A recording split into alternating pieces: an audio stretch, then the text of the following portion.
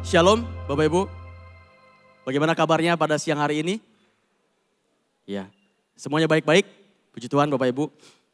Oke, pada siang hari ini saya akan membahas sebuah tema atau sebuah judul yang sebetulnya agak lain dengan topik besaran kita pada bulan hari ini. Tapi nanti di ujung saya akan kaitan dengan topik kita pada hari ini, ya Bapak Ibu ya.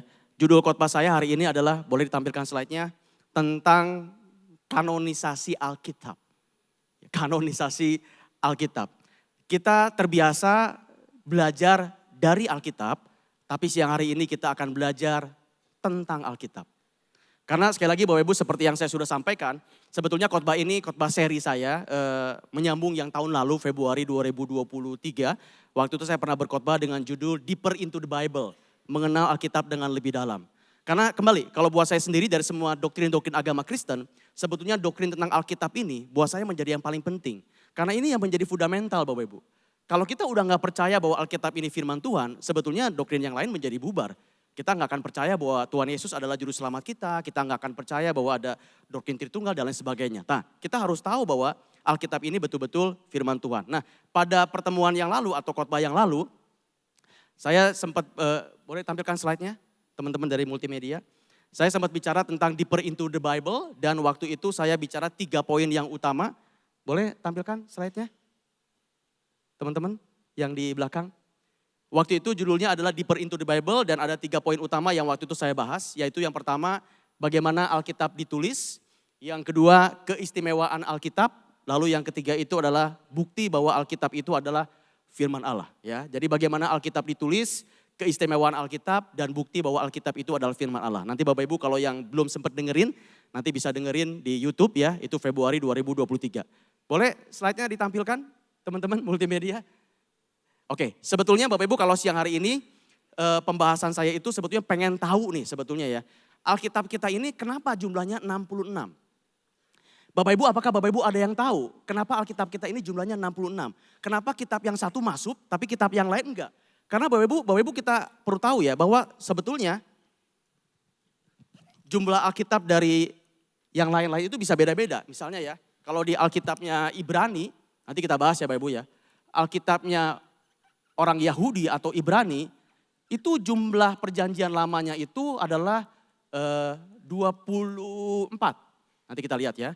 Lalu udah gitu Alkitabnya kita, Protestan, itu jumlahnya itu total itu ada 66. Tapi kalau kita lihat Alkitabnya yang Katolik, itu jumlahnya berbeda, dia punya 73. Bahkan juga ada Alkitab versi-versi yang lain, Ortodoks dan segala macam. Nah, pertanyaannya adalah kenapa sih kok jumlah Alkitab itu bisa berbeda-beda? Dan kenapa Alkitab kita itu jumlahnya 66? Siapa yang menentukan itu? Siapa yang membuat itu? Ya kan Bapak Ibu, ini sebetulnya pertanyaan yang sudah cukup lama saya juga pengen tahu, sebagai orang awam saya pengen tahu juga jawabannya apa. Tapi waktu itu bulan Maret yang lalu kita di gereja ini sempat ada Bible study. Dan pertanyaan ini kembali muncul di kelas yang membuat saya jadinya pengen tahu dengan lebih dalam. Nah itu sebabnya kenapa pada siang hari ini saya coba membahas tentang Alkitab ini. Boleh lihat slide-nya teman-teman? Ya, kanonisasi Alkitab. Nah waktu itu tahun lalu 3 ini, tapi saya tambahkan pada siang hari ini adalah bagaimana sesungguhnya Alkitab itu disusun. Bapak Ibu, warning sebentar di depan ini, Bapak Ibu harus fokus mendengarkannya. Karena ini pengajaran banget Bapak Ibu ya. Saya akan lakukan yang terbaik untuk bisa menjelaskan, tapi Bapak Ibu pun harus sungguh-sungguh untuk mendengarkannya. Kalau perlu bisa catat-catat atau foto-foto segala macam ya.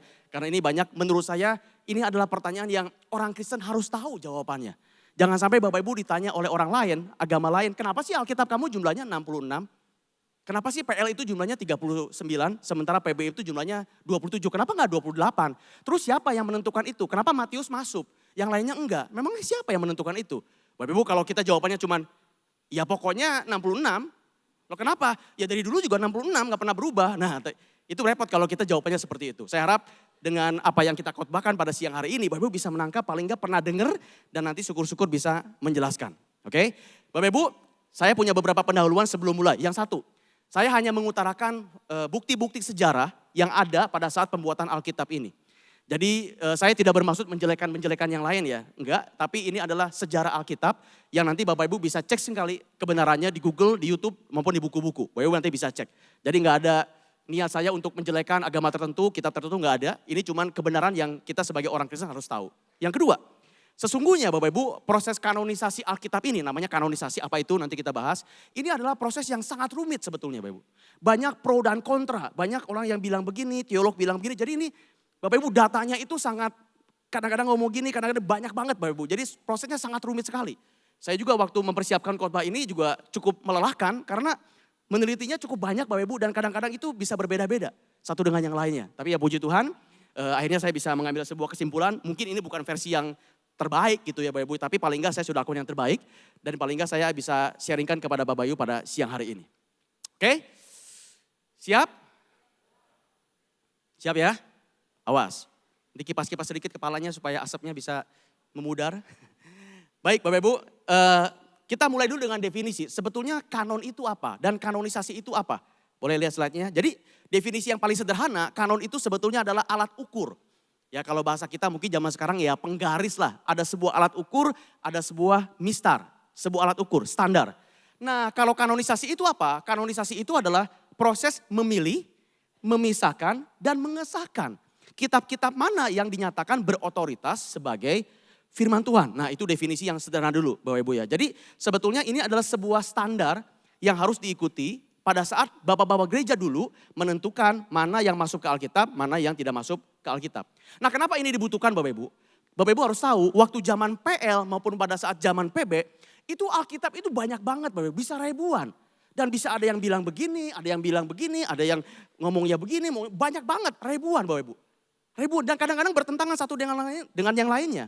Makanya harus ditentukan dengan sebuah standar yang disepakati bersama-sama supaya betul-betul kita bisa betul-betul yakin bahwa inilah sebetulnya versi yang benar. Nah seperti yang saya bilang ini proses yang tidak mudah, proses yang sangat rumit karena banyaknya Alkitab yang saat itu beredar. Jadi ide dasarnya sebetulnya gitu aja Bapak Ibu.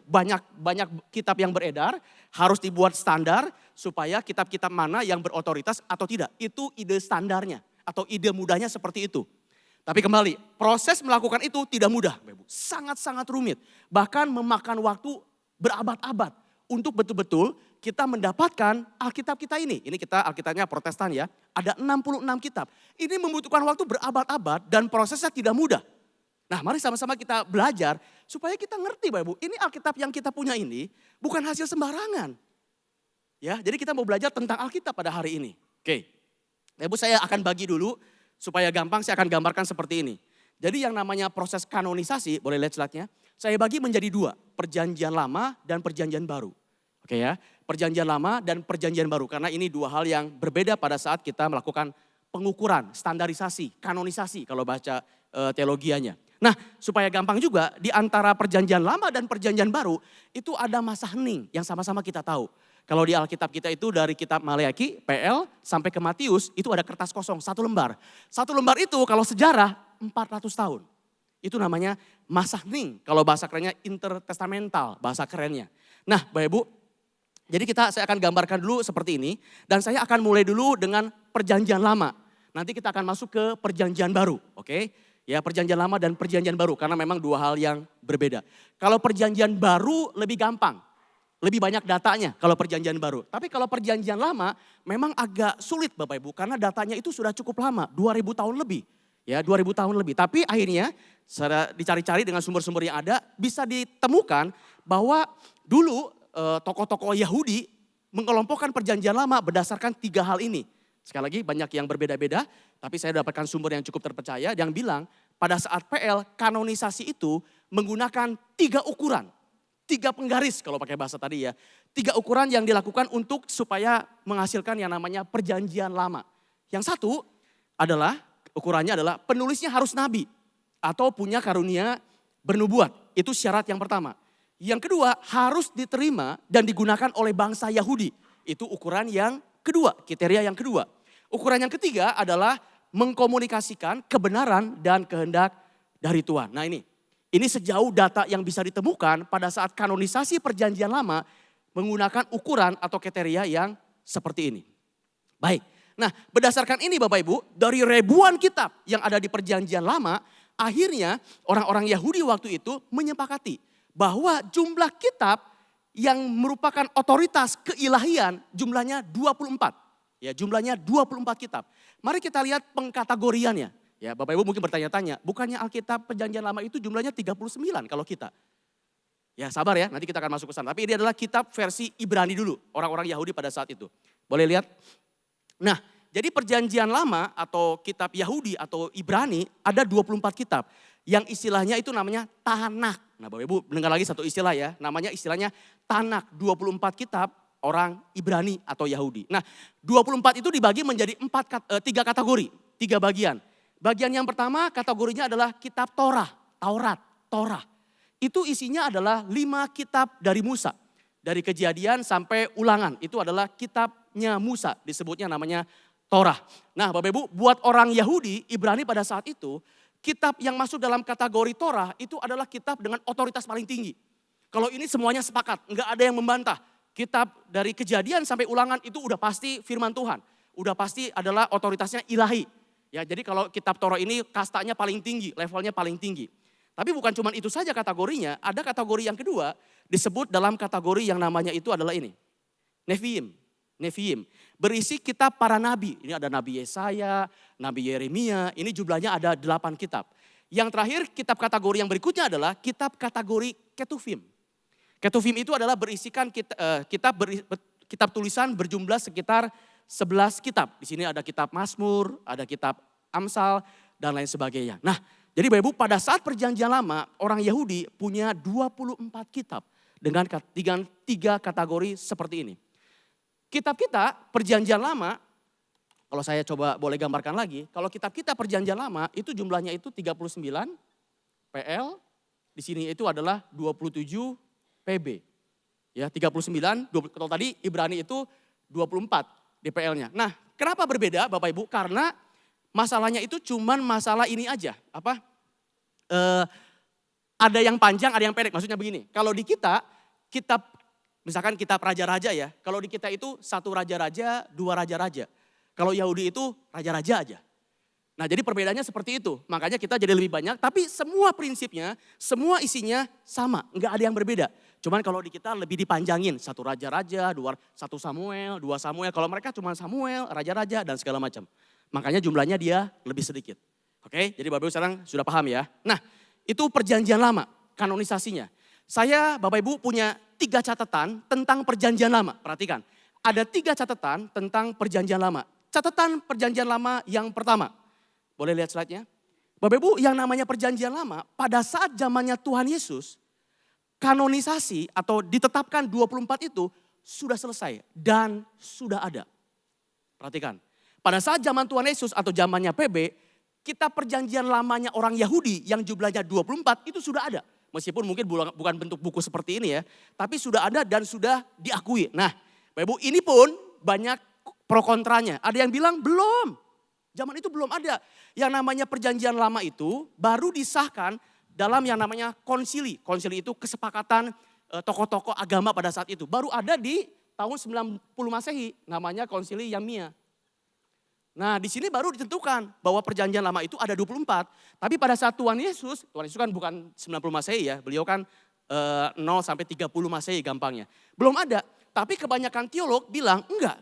Pada saat zaman Tuhan Yesus pun yang namanya 24 kitab Ibrani itu sudah ada. Salah satu buktinya adalah mari kita lihat dari Lukas.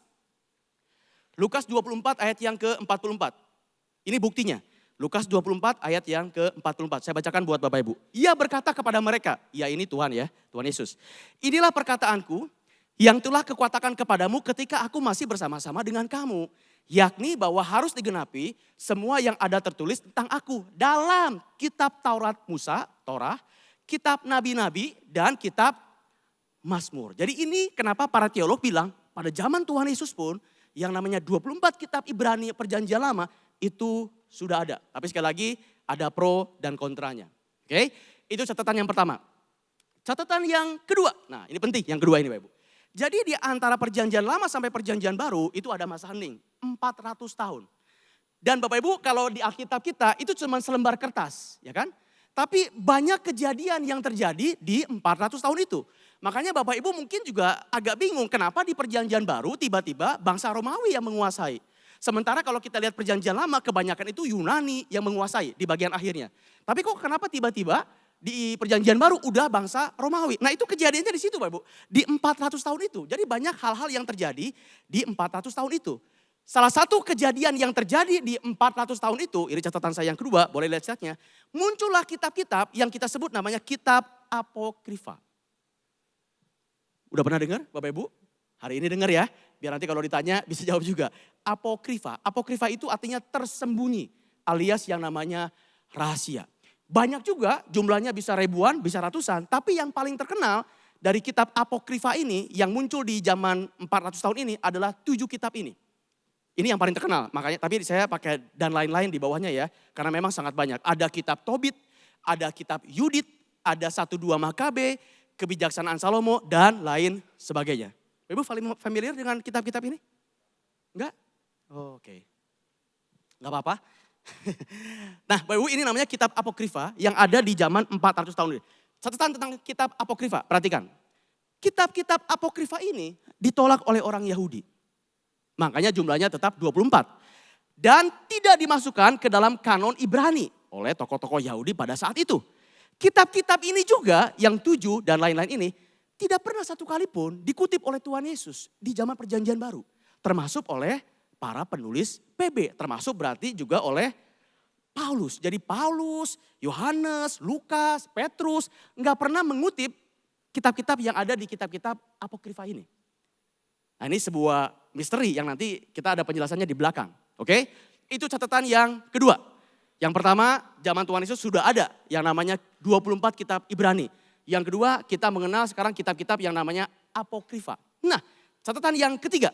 Bapak Ibu, kitab perjanjian lama kita ditulis oleh bahasa Ibrani. Betul ya?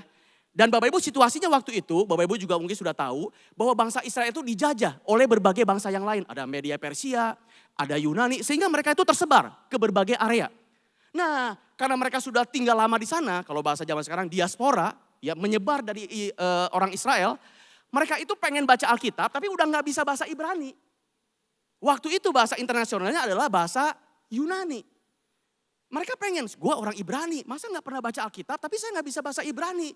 Harus dong diterjemahkan dong Alkitab ini ke dalam bahasa Yunani. Nah makanya catatan yang ketiga adalah pada saat zaman 400 tahun itu ada Alkitab terjemahan yang lain namanya Septuaginta. Pernah dengar? Ya, jadi kalau Bapak Ibu mendengar Septuaginta itu tuh bukan jenis makanan, bukan. Itu Alkitab perjanjian, Alkitab dalam terjemahan bahasa Yunani. Kenapa namanya Septuaginta? Kalau Bapak Ibu lihat di sebelahnya itu ada LXX. Ini itu artinya 70. Ya, kenapa 70? Karena Bapak Ibu waktu itu penguasa waktu itu di Yunani, di Alexandria, di Mesir meminta 72 tepatnya tua-tua Yahudi untuk menerjemahkan bahasa Ibrani 24 itu menjadi bahasa Yunani. Nah itu kisahnya. Ya kenapa ada terjemahan yang namanya Septuaginta. Ini terjemahan yang sangat terkenal kalau di lingkungan dunia teologi ini sangat terkenal. Namanya terjemahan Septuaginta. Nah Bapak Ibu yang menarik dari terjemahan Septuaginta ini adalah, perhatikan ya Septuaginta. Yang menarik dari terjemahan Septuaginta asli dari Ibrani 24. Ini 24 ya.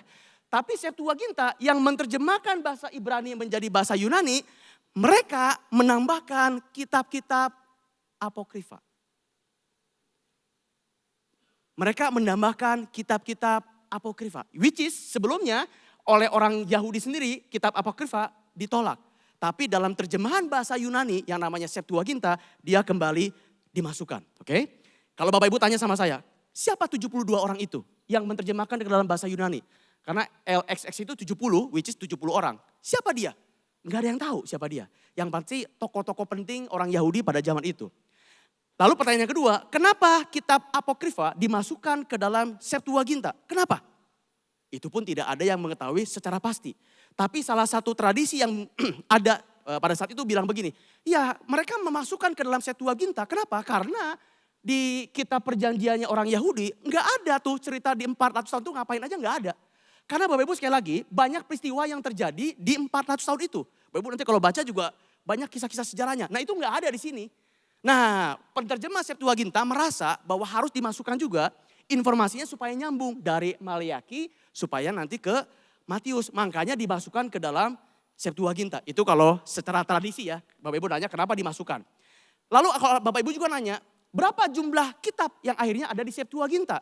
Nah itu juga jawabannya bisa berbeda-beda. Yang paling banyak antara 51 dan 46 kitab. Jadi sudah berubah dari 24 ya, menjadi 51 atau 46 kitab di terjemahan yang namanya Septuaginta. Jadi Bapak Ibu kalau saya simpulkan, boleh lihat slide-nya. Yang namanya Septuaginta, kitab-kitab ini masuk ke dalam terjemahan yang namanya terjemahan Yunani atau terjemahan Septuaginta. Oke? Jadi perjanjian lama kalau saya simpulkan, maka dari perjanjian lama pada saat zamannya Tuhan Yesus di PB, ada 2 kitab saat itu pada zaman PB.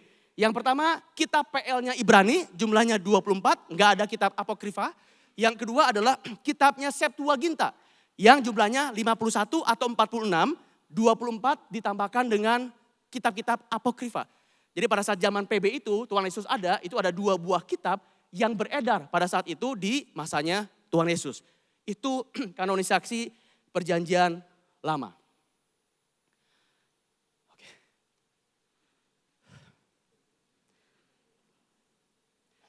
Sampai sini masih bisa ngikutin?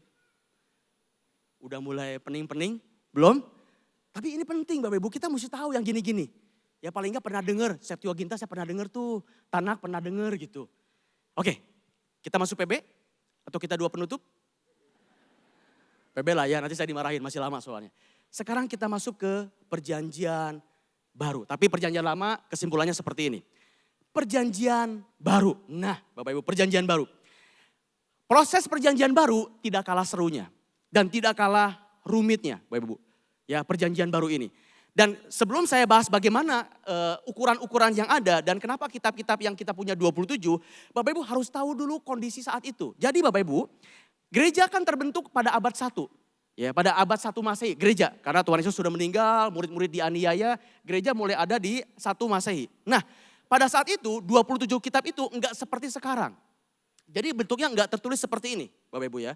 Dan pada saat itu kondisi gereja itu ya di tahun 70 sampai 300 Masehi, 300 Masehi jadi dari tahun 70 sampai abad yang ketiga, itu orang Kristen banyak banget disakiti oleh atau banyak banget dianiaya oleh orang-orang Yahudi, orang-orang Yunani, bangsa Yunani. Sehingga mereka tersebar dan pergi kemana-mana. Jadi Bapak Ibu setelah Tuhan Yesus naik ke surga, murid-muridnya mulai membangun gereja, pada saat itu mulai ada penganiayaan. Nah satu hal yang menarik Bapak Ibu mesti sadar ini. Perhatikan, pada saat Tuhan Yesus ada di bumi, Tuhan Yesus tidak pernah satu kali pun meminta murid-muridnya untuk menuliskan sebuah kitab. No. Kalau di perjanjian lama, ya ada perintahnya kepada nabi-nabinya. Tuliskan ini dalam sebuah kitab, kalau perjanjian lama. Tapi kalau perjanjian baru, gak pernah ada perintah dari Tuhan Yesus menuliskan apa yang dia katakan dalam bentuk tulisan. Gak ada. Ibu gak ada. Lalu kenapa sekarang ada bentuknya tulisan? Ya karena perkembangan zaman. Pada saat itu Bapak Ibu karena gereja dianiaya, gereja tersebar kemana-mana. Wah membentuk kumpulan-kumpulan. Kalau zaman dulu namanya kumpulan-kumpulan orang ya. Zaman sekarang namanya gereja. Kumpulan ini, kumpulan ini, kumpulan ini. Dan kalau gak dalam bentuk tulisan, penyebarannya itu susah. Kalau sudah dalam bentuk tulisan kan gampang ya disebar aja. Misalkan saya nulis buku nih. Ya saya gak usah hadir di Manado, orang tinggal baca aja buku saya. Kan sama-sama aja. Nah makanya mulai dituliskan kitab-kitab Bapak Ibu. Tapi karena gereja itu banyak, kumpulan orang itu banyak, mereka punya versi yang berbeda-beda. Misalnya ini gereja A ya, mereka mengakui kitab A ini bagus, berlaku. Tapi gereja B, dia punya kitab B, dia tidak mengakui kitab A yang diakui oleh gereja A. Bapak Ibu paham maksud saya? Jadi banyak kumpulan-kumpulan, mereka itu punya versinya sendiri-sendiri. Alkitab-Alkitab perjanjian baru. Yang mereka anggap, mereka akui bahwa inilah apa yang dikatakan oleh Tuhan Yesus. Jadi Bapak Ibu versinya itu macam-macam. Nah itu abad 1 sampai abad yang kurang lebih abad yang ketiga. Dari semua perkumpulan gereja-gereja itu hanya 4 kitab pertama dalam PB yang mereka sepakat bahwa ini betul. Matius, Markus, Lukas, Yohanes. Itu mah udah gak ada pertanyaan. Semua kumpulan orang pada saat itu percaya bahwa 4 kitab ini adalah kitab yang diilhami oleh Roh Kudus yang ada kuasanya, kuasa ilahi. 4 kitab. Tapi yang lain-lainnya beda-beda versinya. Yang ini bilang C, yang ini bilang D, yang ini bilang E. Jadi beda-beda Bapak Ibu. Nah itu sebab kenapa dibutuhkan sebuah kanonisasi. Dibutuhkan sebuah kesepakatan. Karena kalau enggak bisa beda-beda Alkitabnya repot kan. Bapak bisa bayangkan ya. Bogor punya aturan sendiri, Bandung punya aturan sendiri, Jakarta punya aturan sendiri. Wah, nanti kita bingung sendiri. Kita harus sepakati secara Indonesia apa aturannya. Nah, supaya Bapak Ibu sekarang mendapatkan pemahaman yang secara besaran dulu, boleh lihat slide-nya? Saya akan tampilkan dulu ini Bapak Ibu. Ini saya ambil periode-periode proses kanonisasi perjanjian baru dari tokoh, dari teolog namanya Milton Fisher. Nah, dia membaginya seperti ini periodenya. Paling enggak Bapak Ibu mendapatkan gambaran besar dulu. Periode yang pertama adalah abad yang pertama.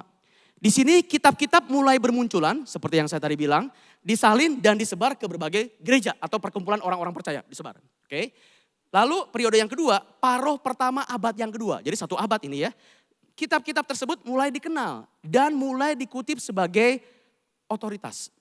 Jadi mulai banyak yang pakai gitu. Oh ya ini benar nih, yang ini benar. Meskipun ada perbedaan tapi ada beberapa yang disepakati. Periode yang ketiga adalah paruh kedua abad yang kedua. Ini masih abad yang kedua. Kitab-kitab tersebut, yang tadi perjanjian baru ya. Kalau perjanjian lama udah selesai ya. Entah 24 ataupun Septuaginta. Mulai disajarkan dengan PL dan terjemahkan dalam bahasa lokal serta mulai ditafsirkan. Itu periode yang ketiga. Periode yang keempat. Abad yang ketiga, kitab-kitab mulai dipilih untuk proses kanonisasi. Bayangkan, butuh 3 abad. Untuk mereka mulai menyepakati, kayaknya kita perlu kanonisasi deh. Kayaknya kita perlu standarisasi deh. Akhirnya Bapak Ibu, di abad yang keempat, Bapak-Bapak gereja mulai mengkanonkan Alkitabnya. Sehingga mulailah terbentuk jumlah Alkitab yang kita punya sampai saat ini. Jadi dibutuhkan proses 4 abad. Supaya Alkitab ini bisa jadi seperti ini. Hal yang luar biasa banget. Ya luar biasa banget Bapak Ibu. Enggak semua kitab-kitab agama lain yang seperti ini Bapak Ibu. Oke, saya lanjut ya. Nah, untuk perjanjian baru ini saya punya 4 catatan penting. 4 untuk perjanjian baru ini.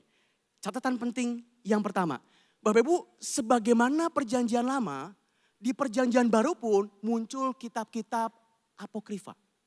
Kembali muncul. Dan ini beberapa listnya. Ini adalah beberapa contoh kitab apokrifa dalam perjanjian baru. Dan kalau Bapak Ibu perhatikan, seringkali mereka memakai tokoh-tokoh orang terkenal. Seperti kehidupan Yohanes Pembaptis gitu. Supaya apa? Ya supaya orang mau beli kan. Kayak zaman sekarang kalau buku ditulis oleh Pak Jokowi, orang laku. Tapi kalau tulis sama Andi Iskandar, siapa gitu. Jadi Bapak Ibu ini mereka itu kayak nyatut nama-nama tokoh yang terkenal. Jadi ini beberapa kitab-kitab apokrifa di zaman perjanjian baru. Ada yang terkenal tuh Injil Barnabas, Injil Bartolomeus, Nikodemus, dan lain sebagainya. Jadi memang ada juga kitab apokrifa yang muncul pada saat perjanjian baru. Bukan hanya di perjanjian lama. Catatan yang kedua, nah ini yang penting. Kalau Bapak Ibu pengen tahu, kalau perjanjian baru itu apa Pak? Ukurannya apa? Kriterianya apa? Sehingga akhirnya kita punya 27 perjanjian baru. Oke, mari kita lihat ya. Saya kembali tampilkan penggaris.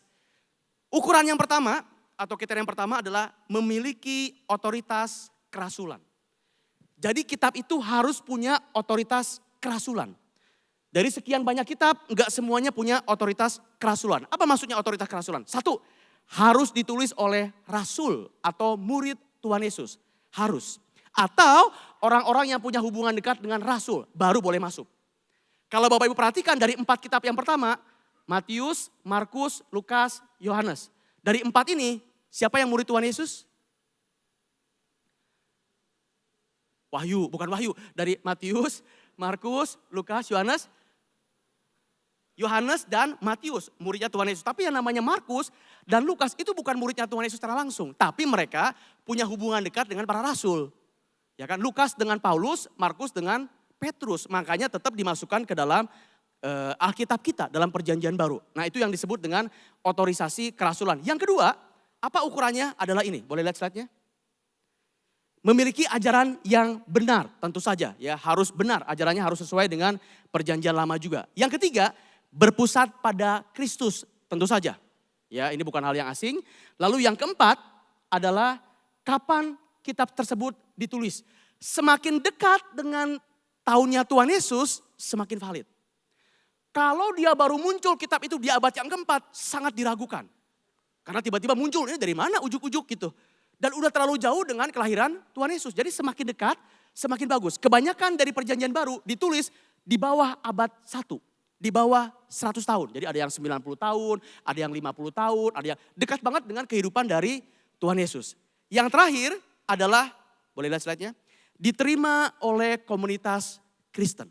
Karena sekali lagi, banyak kumpulan-kumpulan orang-orang bilang yang ini yang betul, ini yang betul. Tapi mayoritas menurut mereka mana yang bisa diterima. Nah ini adalah alat ukur, mistar, penggaris buat masukkan ke perjanjian baru kita. Oke, ini alat ukurnya. Baik. Istirahat dulu. Oke, sekarang kita masuk ke catatan yang ketiga. Akhirnya Bapak Ibu, singkat cerita, setelah 4 abad, wah diakui begini-begini, mulai agak disepakati, tapi tetap harus diketok palu kan? Ya udah, berarti ini sahnya. Nah, akhirnya terjadilah pengetokan palu yang terjadi pada tahun 363. Boleh lihat slide-nya? Itu adalah konsili atau pertemuan tokoh-tokoh gereja pada saat itu di Laodikia. Konsili itu pertemuan, kalau zaman sekarang bahasa Arabnya mutahmar. Mutahmar terjadi di 363. Ada 26 kitab PB kecuali Wahyu. Jadi waktu itu Wahyu belum terlalu diakui, belum disepakati.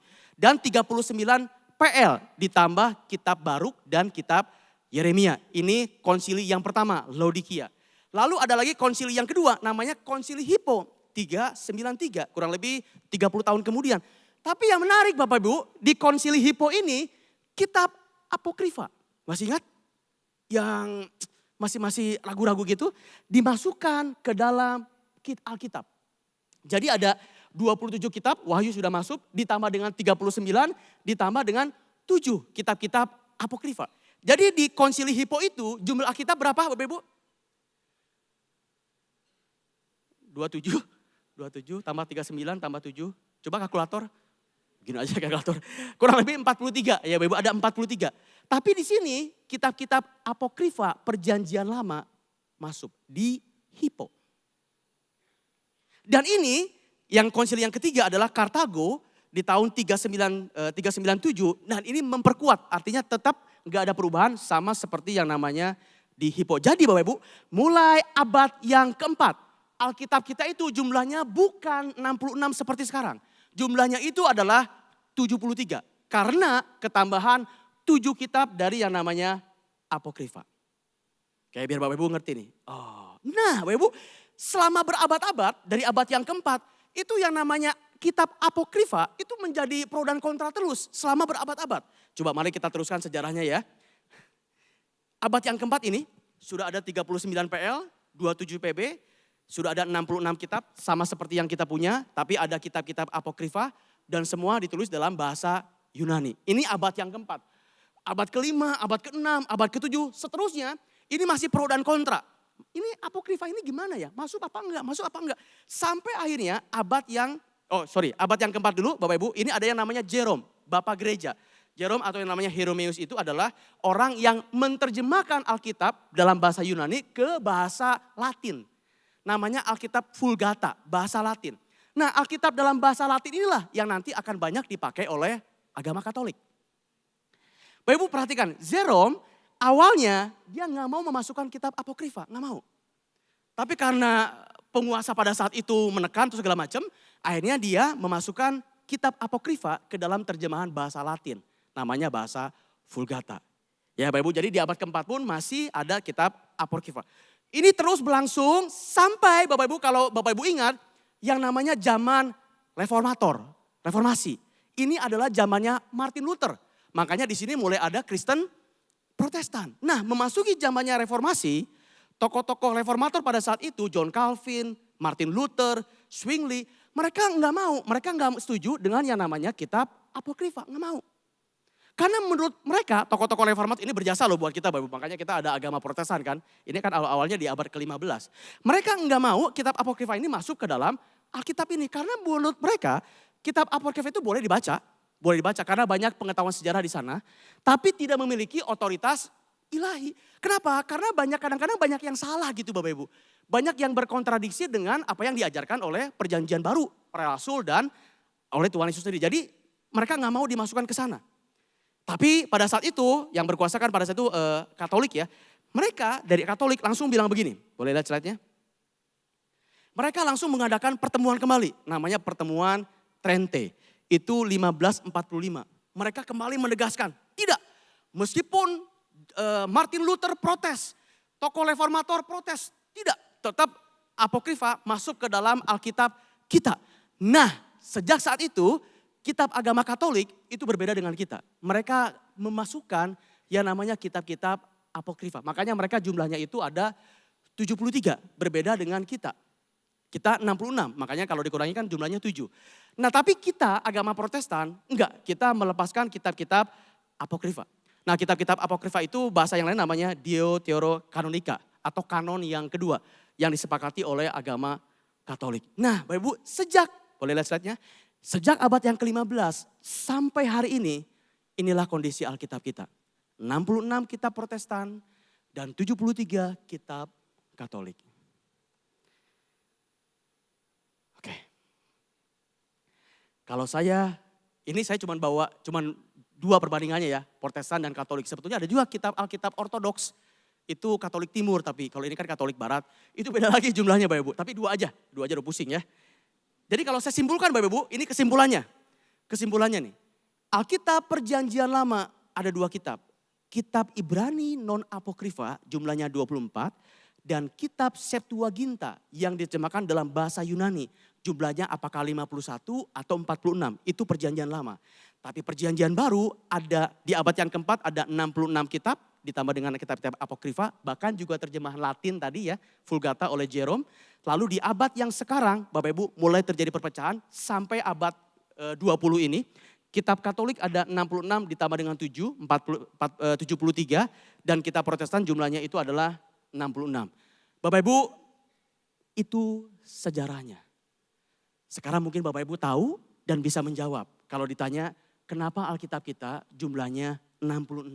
Kenapa Alkitab Barnabas? Kenapa Alkitab Maria Magdalena? Kenapa Alkitab Nikodemus enggak masuk ke dalam perjanjian baru kita? Kenapa jumlahnya berbeda dengan Alkitab Yahudi? Kenapa jumlahnya berbeda dengan Alkitab Katolik? Paling enggak Bapak Ibu tahu dan bisa bercerita sekarang kalau ada orang yang nanya. Kalau nggak ada yang nanya, nggak apa-apa. Pengetahuan buat Bapak Ibu aja. Kalau nggak ada yang nanya, jangan sedih Bapak Ibu ya. Tapi Bapak Ibu paling nggak sekarang tahu sejarahnya. Oke, sekarang saya akan tutup dengan sebuah pertanyaan. Dari panjang lebar, perjanjian lama, ini teh disingkat ya Bapak Ibu ya. Panjangnya mah bisa panjang, tapi ini disingkat. Ujung-ujungnya Bapak Ibu, sekarang mungkin Bapak Ibu setelah mendengar ini, muncul dalam benak Bapak Ibu sebuah pertanyaan. Dan mungkin pertanyaan itu juga pertanyaan yang sama yang saya tanyakan dalam diri saya. Pertanyaannya ini, coba. Jadi kalau gitu, yang menentukan firman Tuhan teh, gereja atau konsili-konsili. Tadi kan konsili Laodikia, konsili Hippo, konsili Kartago, konsili ini. Berarti yang menentukan firman Tuhan itu gereja dong, atau manusia dong. Bukan Tuhan atuh. Gimana Bapak Ibu? Jawabannya? Pasti enggak ya, jawabannya pasti enggak. Jawabannya tentu saja tidak. Tapi yang paling penting alasannya apa? Kenapa jawabannya tidak? Saya punya dua jawaban. Bapak Ibu perhatikan ini di akhir ya, supaya Bapak Ibu gak salah paham nih. Saya punya dua jawaban kenapa jawabannya tidak. Boleh lihat slide-nya. Jawaban yang pertama, kenapa firman Tuhan itu bukan manusia, bukan gereja yang menentukan, bukan. Jawaban yang pertama adalah, karena kitab-kitab itu sudah berotoritas dalam dirinya sendiri. Saya ulangi ya. Kitab-kitab itu sudah berotoritas dalam dirinya sendiri. Sudah dipakai pada saat gereja mula-mula abad yang pertama setelah Tuhan Yesus bangkit. Sampai kanonisasi abad yang keempat. Jadi nggak perlu diresmikan pun sebetulnya ini sudah berotorisasi. Tapi supaya nggak terjadi kekacauan mesti dirapikan gitu Bapak Ibu. Jadi sebetulnya nggak ada istilah di mana gereja yang menentukan, nggak ada. Dia sudah berotorisasi dengan sendirinya kok Bapak Ibu. Saya berikan contoh ya, analogi nih Bapak, analogi. Kalau Bapak Ibu pernah melihat kontes-kontes penyanyi, Indonesian Idol, The Voice. Ya kan ada dewan juri ya. Ada dewan juri, lalu dewan juri ini menentukan masuk ke semifinal, bahkan menentukan siapa yang jago. Saya mau tanya, orang yang nyanyi itu bisa nyanyi gara-gara dewan juri atau bukan? Dia udah bisa nyanyi dengan sendirinya bukan? Dewan juri hanya meresmikan, ini semifinal, ini final. Nah analoginya pakai itu Bapak Ibu. Jadi Alkitab itu sudah otorisasinya sudah ada sendiri. Tapi memang oleh gereja diresmikan, ditentukan supaya rapi. Jadi kata kuncinya ini, kata kuncinya ini ya. Bukan gereja yang membuat Alkitab, gereja menemukan Alkitab. Bukan gereja yang membuat Alkitab, bukan. Tapi gereja menemukan Alkitab. Bukan dewan juri yang membuat penyanyi, bukan. Dewan juri menemukan seorang penyanyi yang suaranya bagus. Jawaban yang kedua, kenapa jawabannya juga tidak? Boleh lagi slide-nya yang kedua? Tidak, karena bapak-bapak gereja atau konsili dapat dipakai oleh Tuhan untuk memilih kitab-kitab mana saja yang masuk karena Tuhan turut bekerja dalam segala sesuatu. Amin Bapak Ibu. Jadi sebetulnya semua event-event, kejadian-kejadian itu, kanonisasi, konsili, semuanya diatur oleh Tuhan. Sama kalau saya kembali ke analogi Indonesian Idol, acara Indonesian Idol, semua sponsor, semua juri, ya itu kan yang menentukan kan event organizer-nya ya, panitianya. Tapi di balik panitia kan Tuhan yang menentukan kenapa acara itu ada. Ya kan? Kenapa Indonesian Idol ada? Tuhan yang menentukan. Kenapa ada peserta yang datang mendaftarkan siapa yang masuk semifinal, siapa yang menang. Itu semua kan Tuhan turut bekerja dalam segala sesuatu. Meskipun ada event organizer-nya, meskipun ada dewan jurinya. Bapak paham ya? Jadi sebetulnya bapak-bapak gereja dan semua kejadian-kejadian ini semua sudah ada dalam rencana dari Tuhan. Bapak Ibu, kenapa saya panjang lebar khotbah tentang ini? Kenapa Bapak Ibu ini mungkin cukup berat, ini seolah-olah kayak pengajaran banget. Kenapa saya bilang begini pada Bapak Ibu? Saya cuma mau bilang ini dari tadi, dari awal. Alkitab kita sangat spesial. Kita seringkali menganggap remeh Alkitab kita. Tapi saya harap setelah Bapak Ibu tahu peristiwanya, untuk kita mendapatkan ini Bapak Ibu, ini gak gampang. Penuh dengan dinamika yang ada berabad-abad. Menurut kita tinggal pakai aja sekarang udah jadi 66 ya udah beres kan. Tapi kalau kita sudah melihat seperti ini, wah Bapak Ibu luar biasa banget. Kalau Bapak Ibu bandingkan, Bapak Ibu coba kalau nggak percaya ya, coba bandingin deh dengan kitab-kitab yang lain. Coba bandingin. Nggak ada Alkitab seperti Alkitab yang kita punya Bapak Ibu. Jadi kita itu, istimewa banget kita punya Alkitab ini, beneran. Butuh berabad-abad, butuh proses yang luar biasa. Sehingga Tuhan sudah memberikan firman-Nya buat kita. Nah itu poin yang saya ingin bagikan kepada Bapak Ibu siang hari ini. Biar hari ini kita belajar tentang Alkitab. Kita yakin bahwa ini adalah firman Tuhan. Bapak Ibu terlepas dari pro kontra ya. Oh yang ini bilang begini, yang ini jumlahnya sekian. Terlepas dari semua pro dan kontra, saya mau bilang gini. Boleh lihat slide terakhir saya. Bapak Ibu ingat yang saya sampaikan di Februari 2023. Keistimewaan dari Alkitab. Yang pertama, Alkitab ini bisa bersatu dan harmonis. Ini dibuat 1500 tahun kurang lebih dari 40 penulis. Dan penulis-penulis itu jaraknya ratusan tahun. Yang namanya Yesaya menubuatkan tentang Yesus itu 700 tahun Bapak Ibu.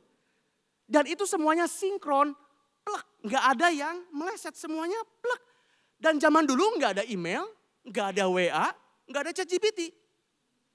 Jadi Bapak Ibu gimana bisa mereka sinkron gitu loh.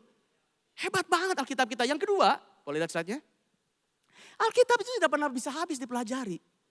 Bapak Ibu baca Amsal 1 ayat 1 hari ini dapatnya ini. Nanti 3 bulan lagi baca lagi, bisa dapat yang berbeda bukan?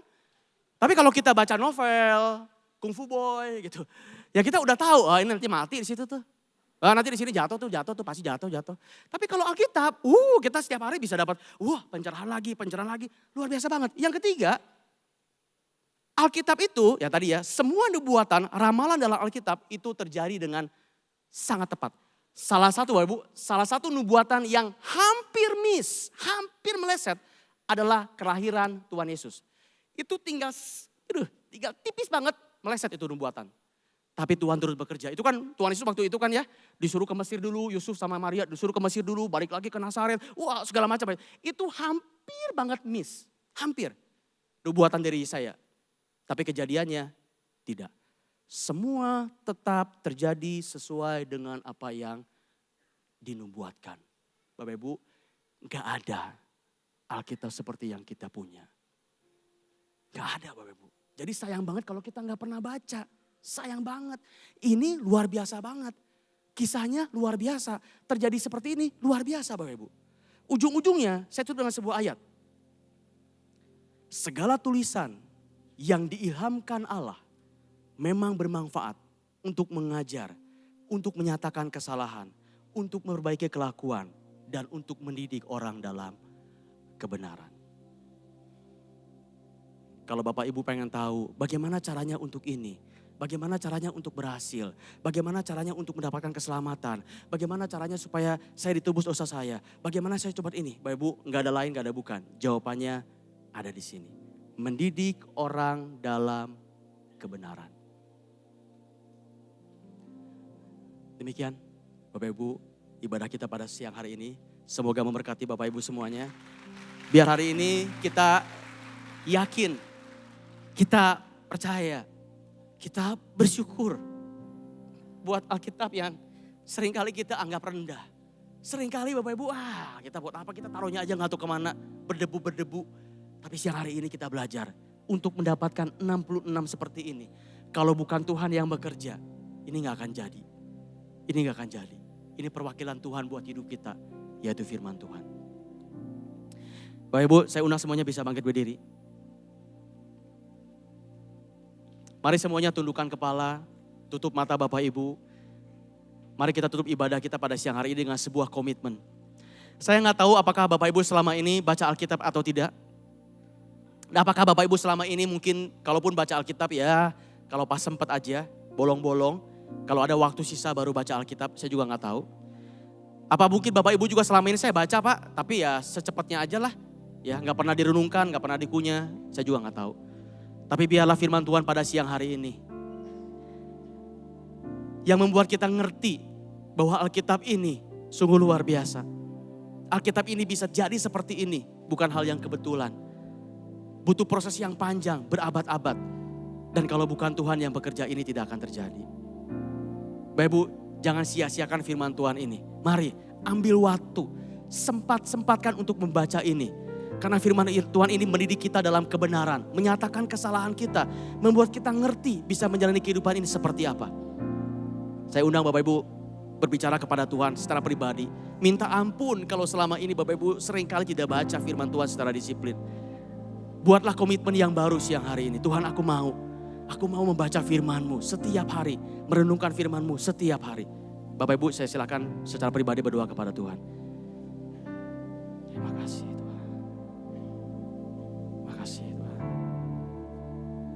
Kami mengambil komitmen yang baru Tuhan pada hari ini. Biar firman-Mu menjadi pegangan hidup kami Tuhan. Firman-Mu menjadi andalan kami Tuhan. Terima kasih Tuhan. Tuhan, terima kasih buat firman-Mu pada siang hari ini. Tak kala kami sedang dalam ketakutan, kami tahu di mana kami harus mencari jawabannya. Tak kala kami sedang khawatir, kami juga tahu di mana kami harus mendapatkan jawabannya. Tak kala kami bingung bagaimana mengatasi dosa-dosa kami juga tahu di mana kami harus mencari jawaban. Tak kala kami juga bertanya-tanya, bagaimana nanti keselamatan hidup saya? Hari ini saya juga tahu di mana saya harus mencari jawaban itu. Biarlah firman-Mu Tuhan selalu menjadi pegangan hati kami, selalu menjadi pelita buat kaki kami, selalu menjadi andalan kami di dalam setiap situasi. Biarlah kami mau menjadikan Alkitab menjadi otoritas tertinggi dalam hidup kami. Bukan perkataan orang lain, bukan perkataan manusia, tapi firman-Mu yang menjadi paling utama dalam kehidupan kami. Firman-Mu yang menjadi pelita, menjadi terang sepanjang kehidupan kami. Terima kasih buat firman-Mu Tuhan. Kami bersyukur kami punya firman yang luar biasa. Dan kami mau merenungkan, membaca setiap hari firman-Mu biar menjadi pegangan hidup kami. Terima kasih Tuhan. Haleluya. Syukur.